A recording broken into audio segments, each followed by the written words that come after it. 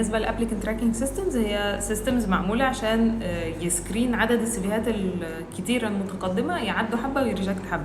احنا عشان نعدي الكرايتيريا يعني المحطوطه في هذا السيستم بنحتاج نشتغل على حاجتين. اول حاجه هي الفورمات او الطريقه اللي السي في معمول بيها اصلا، يعني يفضل ان هو يكون ساده وممل وما فيهوش صور ولا ارقام، ما فيهوش صور ولا خطوط ولا الوان ولا اي حاجه، ممل جدا. اوكي، دي اول حاجه. تاني حاجه هي المحتوى بتاع السي في نفسه. عشان انا اعرف اني اجيب سكور عالي في السي في ده، في السيستم ده، يفضل ان انا ابص على الاعلان بتاع الوظيفه اللي الشركه كاتباه. اوكي، واحاول ان انا يعني وانا بقرا الحاجات اللي هم كاتبينها كريكويرمنتس او هم عايزين ايه، هلاقي بعض الكلام الكي ووردز المتكرره كتير في الاعلان.